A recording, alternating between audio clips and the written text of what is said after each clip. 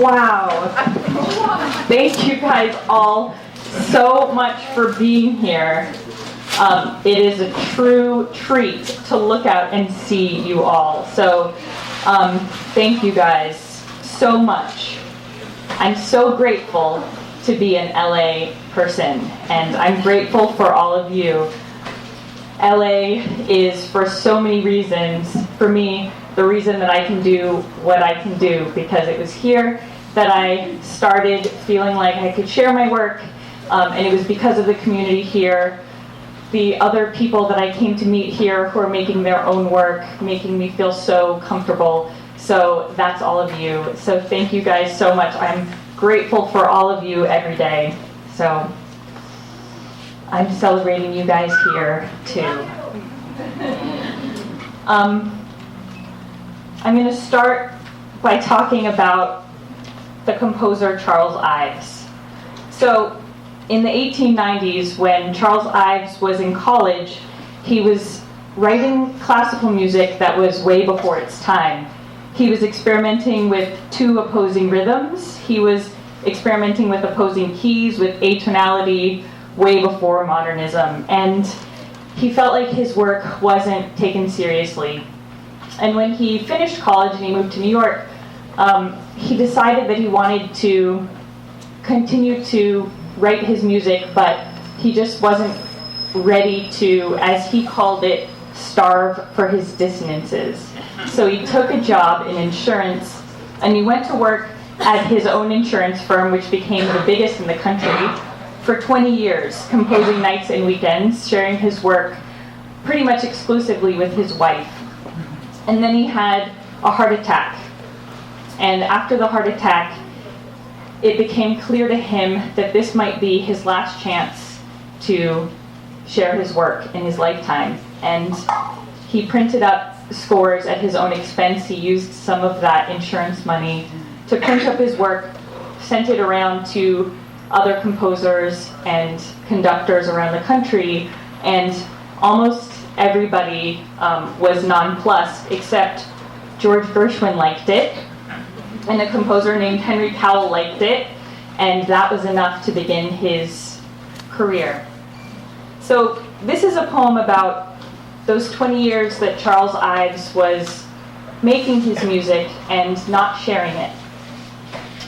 Ives. Oh, to be Charles Ives, who wrote for the future and lived in an organized present, who filed away each symphony in a leather sleeve and took the train from a garden house in Connecticut to a seat at a corporate desk.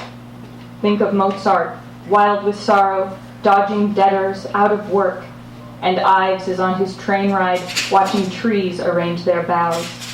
He hasn't had a concert in 20 years, and there he is, beating out dissonant lines on his two pressed lapels. He's not the cat that ate the bright canary, but the cat who holds the bright canary live inside the mouth. He's the cat that feels it breathing, the cat that will not speak or smile, the cat that godly patience fills with peace.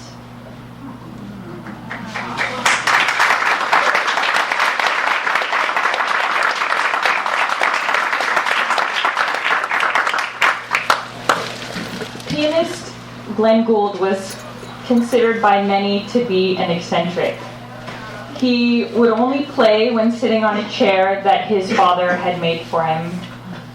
He would only practice sitting on that chair. He would only record sitting on that chair. When recording, he required the temperature in the room where he was recording to be regulated, very warm, unusually warm. He wore coats and gloves even in warm places. He was once arrested because he looked like a vagrant in his hat, coat, and gloves in warm weather. And at 2 a.m. every night, he'd go to the same diner, sit in the same booth, and order scrambled eggs. Anyway, the speaker in this next poem is a chair. It's the chair that Glenn Gould carried with him. And Glenn Gould's chair. He carried me from place to place, would play nothing without me. It wasn't that he knew I'd raised him only 14 inches high. A man he loved, his father, had made me for him. The world's too full of people, things, of chairs. Every year there's talk of something better in the new. But those who've never sat on something pulled for you from solid wood can't know. Only I can say how I was made, and I remember, gingerly. So last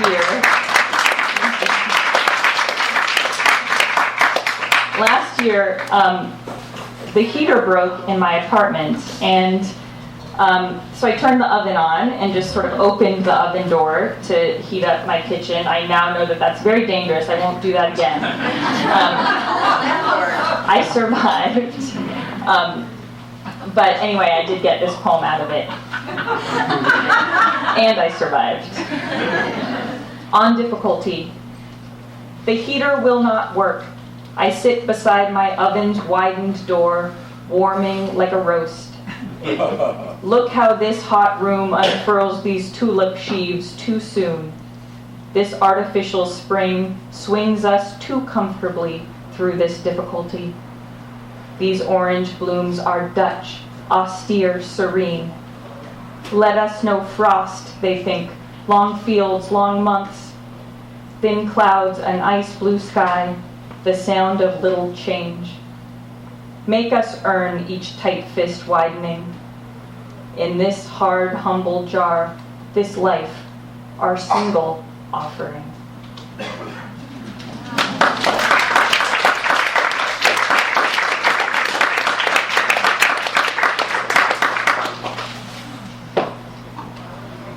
There is a lot of Pellegrino behind me. I did not have to look very far.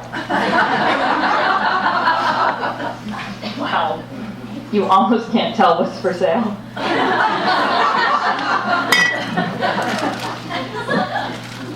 In 1904, Béla Bartók was living in Budapest. He was a young music student in his early 20s, and he was working in one of the music rooms at his music school, and he heard a sound coming out of the music room next to his that was very beautiful. It was someone singing, and he never heard anything like it. So he went and he stood outside and he listened until it was done, and he was very moved, and he went in and he asked the girl who was singing what it was, and she said, "Oh, it's a folk song that my grandmother used to sing to me." And he got her talking and found out that she was raised in one of the outlying villages of the region in Transylvania, and that when she had grown up in this tiny village without running water, there were these folk tunes that were shared mostly between women in the community, grandmother-age women sharing them with the young children. And Bartók had heard folk tunes from that region, but he'd only heard the sort of westernized version when things had been put into a more standard westernized musical configuration. He'd never heard the sort of wilder rhythms, the way that they were shared in families and in communities. And so he became incredibly passionate about going out and hearing these songs and recording them, because he realized that they were dying out with the older generation. Luckily for him, the world's first recording device that was portable had just been invented. It was called the Edison phonograph. And he got one, and he started spending his weekends trekking out with high boots and with a walking stick out to these outlying villages and taking this bizarre-looking machine that had a huge funnel horn. It looked like a Victrola, like an early record player, that recorded onto wax tubes, and he'd take them out into these villages and record these songs. And what he encountered was a big surprise that this young, well-dressed man from the city had come out, and then resistance among these grandmother-aged women who lived there because they weren't accustomed to speaking directly with the young man from the city, and certainly not sharing their music with him. So that's what I was thinking about when I wrote this poem. An answer for B. You asked today whether I find you handsome. You are Béla Bartók in his traveling pants and knee boots, heading into Transylvania's villages.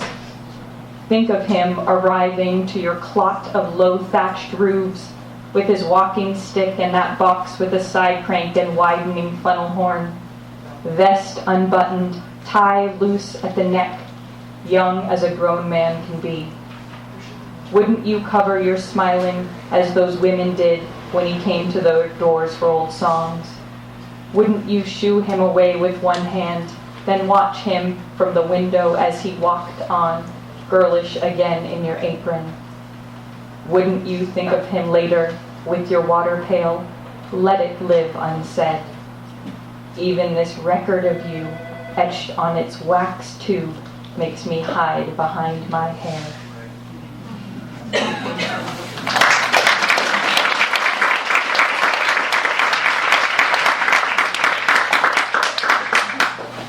My only official training in classical music took place when I was 12 and 13 years old and played the oboe, which did not go well. This poem is about my brief career as an oboist. There an oboe plays. Still I hear it break beneath my chair, my oboe's double reed, so costly that I wept when I confessed and let my wet lip hang. I never made a single pretty note, and loved the flutist's cape and doily trill, the French horn player's sunken asphalt drone. Sorely under-practiced, I played below my key, and blew so lightly no one knew I blew. I hid between the clarinets and brass, waiting for a rest. But where are all the notes I didn't play, written by arrangers, deputized to me, those counterweights to hold the music up? And where are all the things we didn't say that would have made some conversation float, that ballast which, had it been laid too soon, would have straightened out too soon our lives? Whole sentences, timed prudently, are spoken in calm tones in curtained rooms, and there an oboe plays, its reed still new, its right notes made alone. And when I sleep through long nights, time can bend, so that these strands, these clean retorts and notes, can braid themselves into time's orchestration, that fuller conversation. So here, some yellow afternoon in Hollywood, its feet festooned in car wash suds with Russian in its ears, this calm adult, her light hair in a twist, might walk home straighter under curving elms.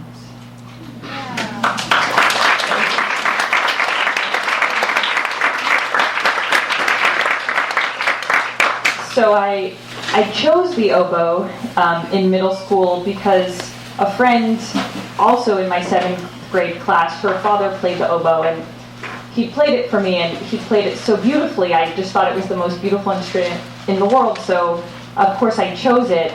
But when I played it, it sounded like, as my sister said, a duck dying.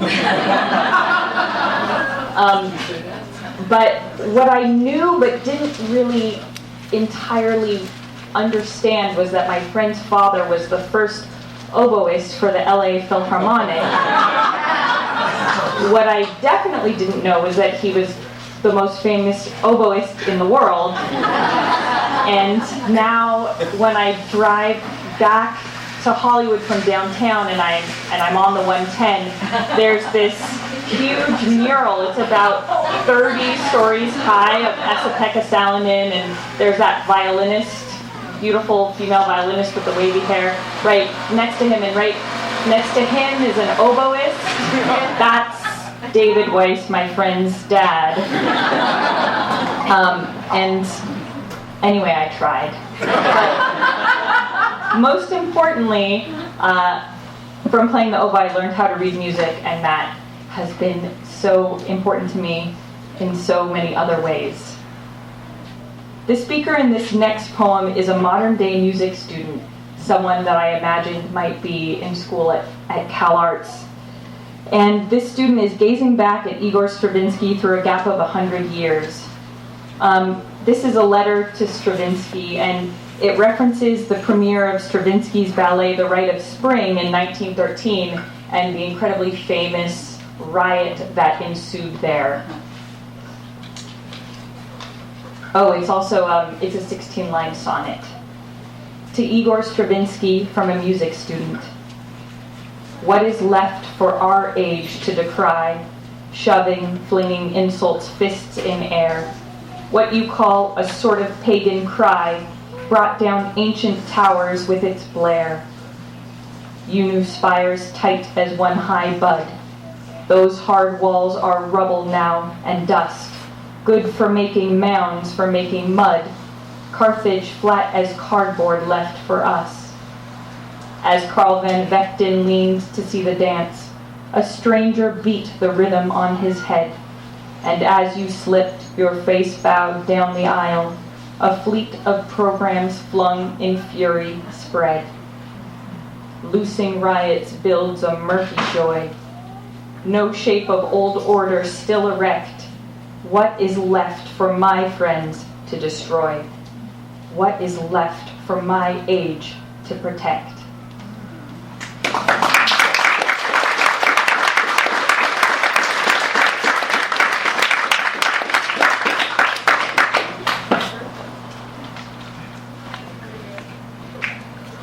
Hot water. I am built for more than other feelings, standing in hot water.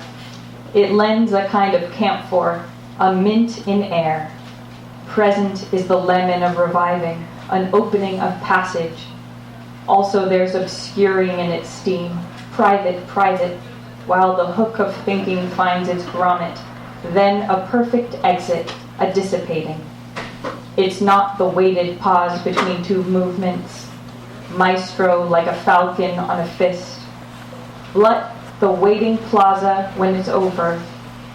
Black sky, cold, the quiet, the fountain with its geyser, the flecks of local mica in the sidewalks flashing a new code.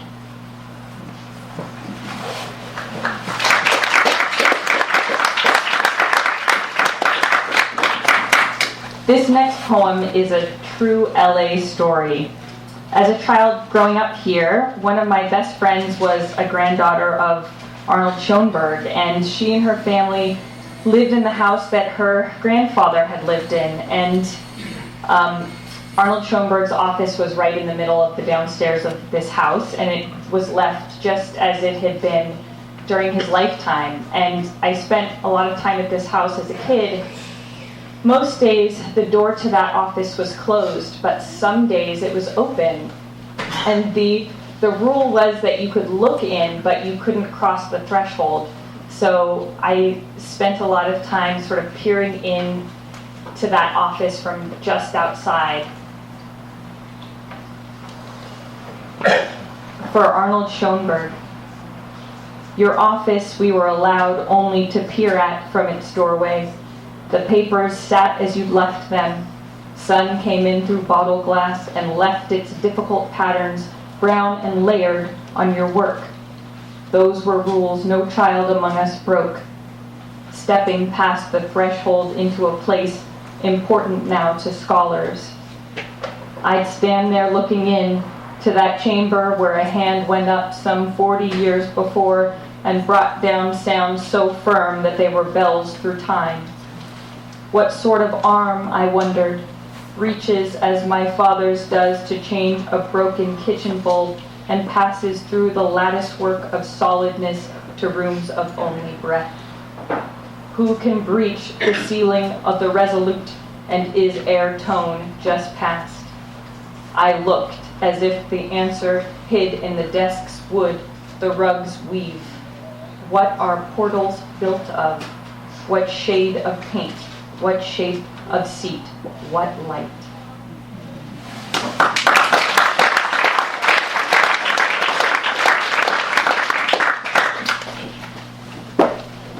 It always amazes me when I think about how many people have lived in Los Angeles that are associated with other cities. Schoenberg is one of them. What an incredible place to live, right? The speaker in this next poem is a piece of music. The piece of music is called Six Marimbas, and if you've never seen a marimba, it looks like a giant xylophone. This piece requires that 6 marimba players, arranged in a close formation, each play a different rhythm. 6 marimbas, Steve Wright. Certain even numbers, split in 2, become a set of primes. Technically they're even, but they're pregnant with indivisibility. I have always been like that. I'm linear but cockeyed, all those lines lined up but at a slant. You see it when you watch ensembles play me. Aren't they brothers standing at my 6 separate instruments? Don't they listen deftly to each other with such feeling, and with such feeling block each other out? To get to the end, they must fuse, but separately. It is like the question, must you marry yourself to marry another? Or can a thing that isn't already be made whole?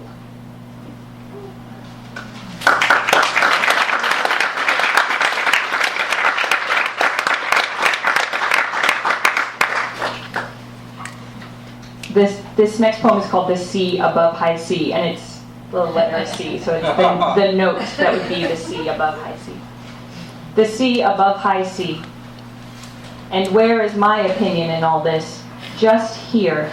The heart emits a whole and common note, all sphere.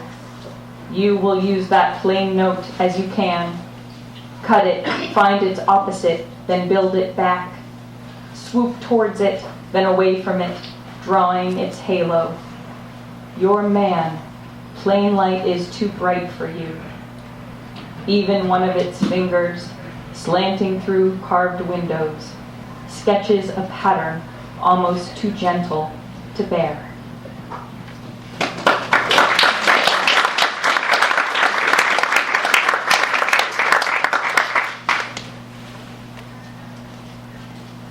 So, I just wanted to thank you guys again all so much for being here. Thank the incredible team at Skylight, the best bookstore in the world. It's such an incredible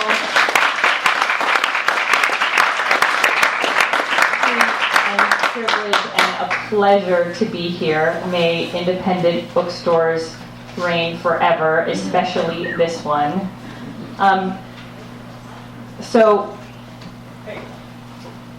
This last piece includes other performers. I'll call them up in a second, but first I just wanted to tell you a little bit about it. On the surface, this piece is about the composer Maurice Ravel, but when I read it, I often think about a different composer, Claude Debussy. Debussy spent 10 years after his schooling working on his first big project, an opera called Melisande. While he was working on this piece, other composers that he'd gone to school with were finishing and premiering pieces, starting careers, and then growing to prominence. And Debussy was 5, 6, 7, 8 years, 9 years still into work on Pellis, and it was very challenging for him to watch other people sort of advance in their lives when he felt quite frequently like he was in this sort of quicksand situation. And so I wrote this next poem about Maurice Ravel, but I always think about Debussy when I read it because of that incredible moment that happens when you're so deep into a project and you put everything that you have into it, and you're still so far away from finishing it that you wonder whether it's worth it. Anyway, so that's where this next piece came from, and I have some friends who are going to help me to share it with you.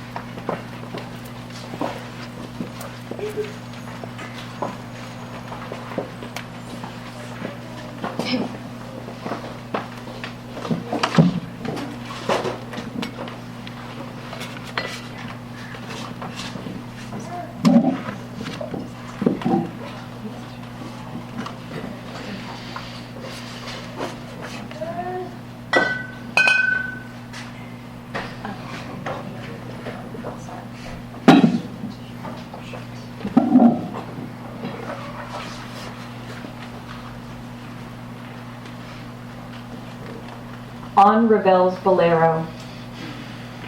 Ravel was embarrassed by Bolero. It had been too easy to write.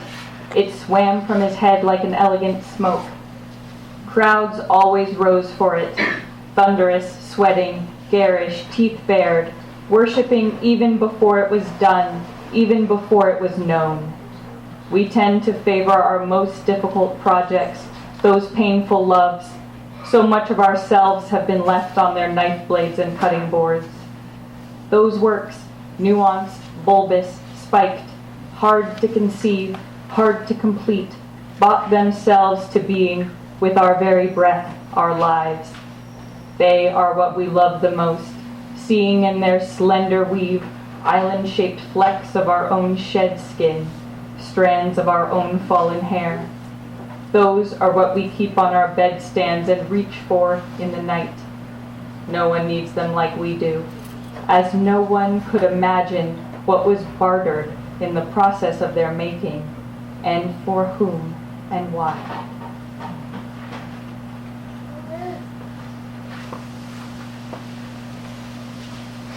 Six years. I've worked on this project 6 years. 3 years so far. 7 years to write it. 2 more years to get it sold.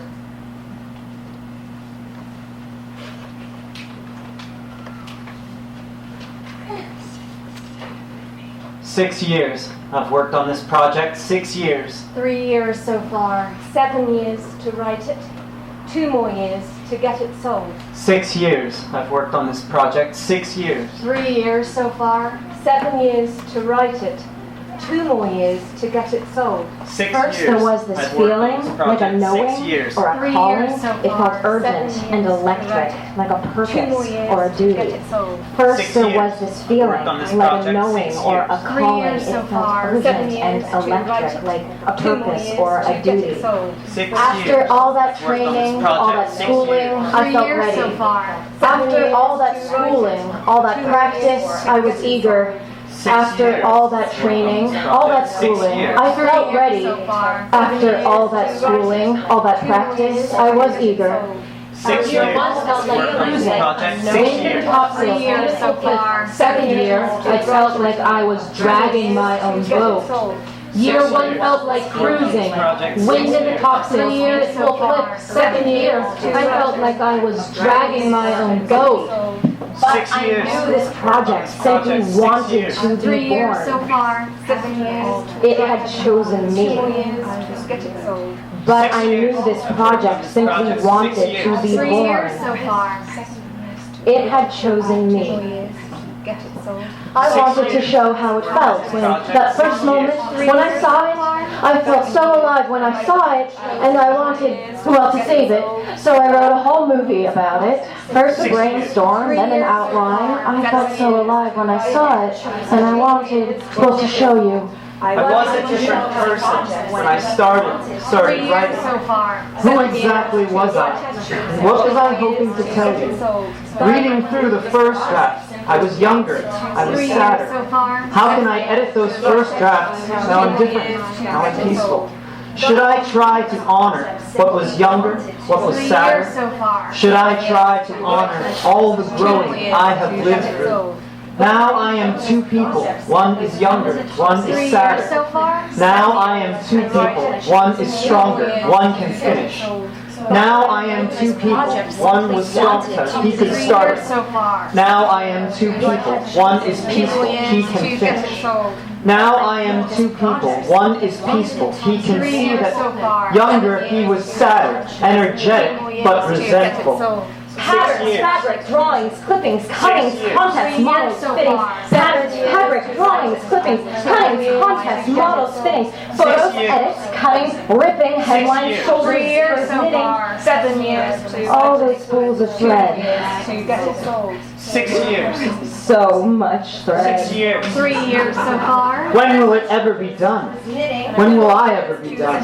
6 years. Fabric, drawings, clippings, cuttings, contests. 3 years so far. We are built by process. We are made by making. 6 We are years. here for process. We are alive for 3 years making. so far. We When will are it ever built by be done? process. When We will I are ever made be by done? making. 6 We years. are here for process. We are alive for 3 years so making. far. 8 years. to write it. 2 more years to get it sold. What did I want when I started?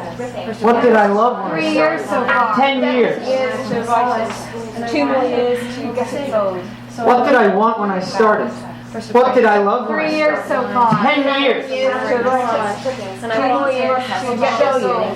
After all that training, all that practice, all that training, 10 years. after all that training, all that practice, all that training, What did I love when I started? Why did I love when I 3 years started? so far. How was I bold when I started? I was so bold when I started. I was so sad when I started. I was so young when 3 I years started. so far. everybody asking how's that Why did I project? love when I Are you finished? Parents always asking, how's it coming? Are you finished? So far. Everybody asking, how's that project? Are you finished? Parents always asking, how's it coming? Are you finished? So far. What did I think I had started? What did I want to have started? Who is the man who once started? Who is the boy who once 3 years so started? far. Must I uphold what I started? Must I obey what I started? I can't endure what I've started. I am entrenched in the started. So far. What would I do if I finished? Who am I without this yearning? Who would I be if I finished? I'm so used to longing, burning. What would I do if I finished? Who am I without this yearning? Who would I be if I finished? I'm so used to longing, burning. Must I uphold what I started? Difficult. Must I obey what I started? Most. What did I love when I started? Can I still love that I started? What did I love when I started? Can I still love that I started? Must I uphold what I started? Must I obey what I started? I was so sad when I started. I was so strong when I started. How was I bold when I started? I was so bold when I started. What did I want when I started? What did I love when I started? When will it ever be done? When will I ever be done? When will it ever be done? When will I ever be done? When will it ever be done? When will I ever be done? When will it ever be done? When will I ever be done? When will it ever be done? When will I ever be done? When will it ever be done? When will I ever be done? When will it ever be done? When will I ever be done? When will it ever be done? When will I ever be done? Done.